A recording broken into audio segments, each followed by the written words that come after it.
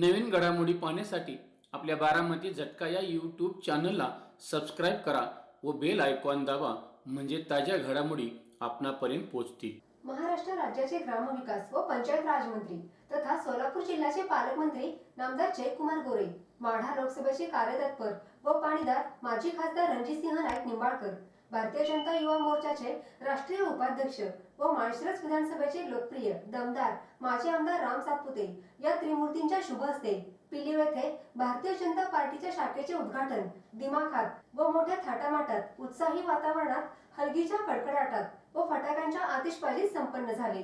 भारतीय जनता पार्टीची पिलीव शाखा भारतीय जनता पार्टीचे विशेष निमंत्रित प्रांतिक सदस्य तथा माळशिरस नगर पंचायतीचे माजी नगराध्यक्ष डॉक्टर अप्पासाहेब देशमुख, जिल्हा परिषदेचे माजी सदस्य गणेश पाटील व भाजपचे माळशिरस तालुका अध्यक्ष ॲडव्होकेट शरद मदने यांच्या मार्गदर्शनाखाली संपन्न झाले। या शाखेचे अध्यक्ष बाजीराव जाधव, उपाध्यक्ष प्रदीप चौबे, कार्याध्यक्ष ओंकार जोशी, सरचिटणीस बापू खरात, सचिव फिरोज शेख, खजिनदार संतोष करडे, संघटक प्रवीण माने, सहसंघटक सूरज लोखंडे अशी कार्यकारिणी आहे। त्रिमूर्ती लोकप्रतिनिधींच्या शुभ हस्ते शाखेचे उद्घाटन झाल्यानंतर जाहीर प्रवेश व नागरी सत्कार सोहळा आंधळकर चौकामध्ये आयोजित करण्यात आला होता। या ठिकाणी लोकप्रतिनिधींची गाडीमधून मुख्य पेठेतून वाजत गाजत भव्य मिरवणूक काढण्यात आली। पिलीवच्या मुख्य पेठेत लोकांची दुतर्फा गर्दी झाली होती। मान्यवरांचे आगमन व्यासपीठावर झाल्यानंतर उपस्थित जनसमुदायाने टाळ्यांच्या गजरामध्ये स्वागत केले।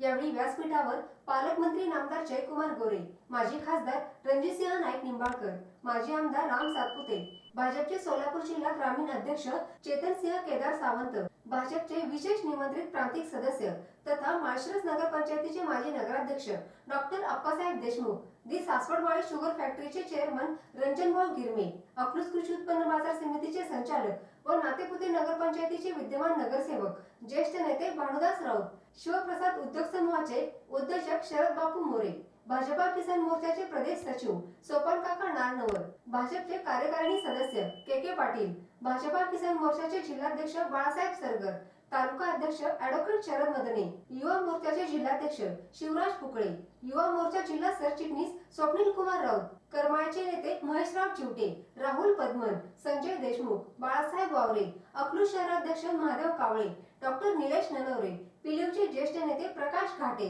गणेश पाटील, नितीन मोहिते, अरुणसिंग बापू जामदार, मौला मुलानी, राहुल मदने, प्रवीण वाघमारे, डॉक्टर निलेश कांबळे, दीपक जाधव, प्रवीण माने, अण्णा दणाने आदी मान्यवरांसह पिलीव परिसरातील ग्रामस्थ व भाजपचे पदाधिकारी मोठ्या संख्येने उपस्थित होते।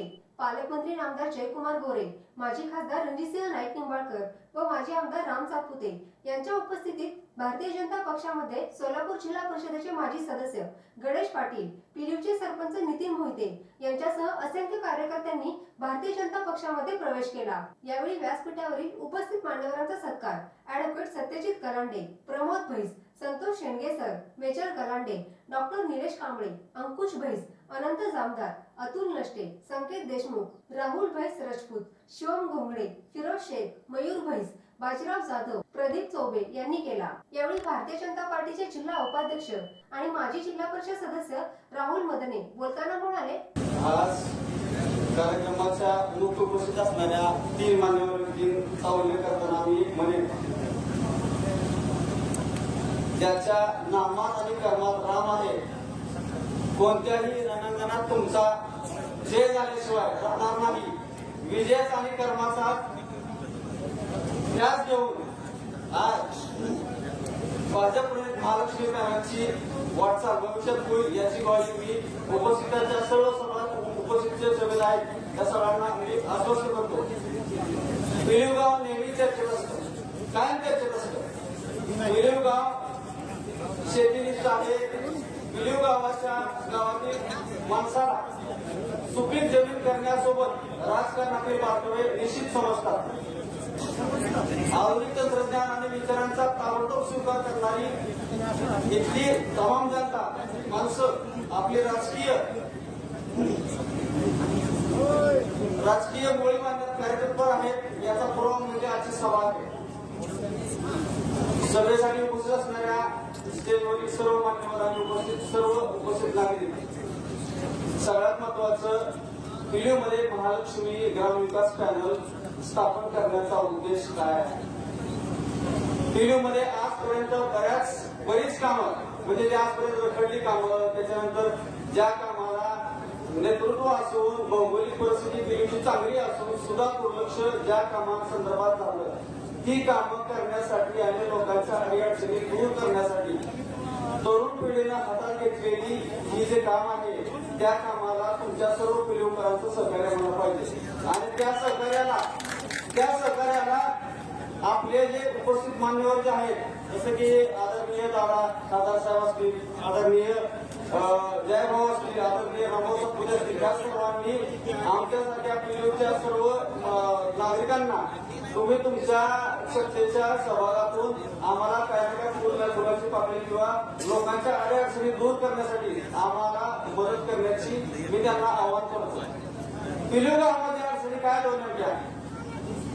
पिलूमध्ये एवढं सगळं लोकसंख्या असून, एवढं शहर असून, एवढ्या शहरामध्ये पिलूला साधं बस स्टँड नाहीये. बस स्टँड नाहीये. ते बस स्टँडची जी काय अवस्था आहे, आता सध्या बस स्टँड आहे, परंतु स्टँडवर असताना सगळ्या गर्दीमध्ये लोकांना बसायला उठायला जागा नसते, त्याच्यानंतर निश्चित वेळेवर थांबत नाही. या सगळ्या प्रश्नांचं उत्तर मला आदरणीय आमच्या आपल्या जिल्ह्याचे जे पालकमंत्री असतील त्यांनी आमच्या प्रश्नाचं उत्तर सोडवावं आणि आम्हाला त्यातून मला सांगावं. वरिष्ठ ज्येष्ठ नागरिकांसाठी जो काय नानानानी पार्क असेल किंवा पशुवैद्यकीय खात्याची एक जागा आहे, त्या जागी स्टँड पण होऊ शकतो आणि नानानी पार्क पण होऊ शकतो. हे काम तुम्ही प्रामुख्यानं सोडावं ही माझी त्यांना नम्र विनंती. त्याच्यानंतर हिंदू लोकांना स्मशानभूमी पिलूमध्ये अजिबात नाहीये.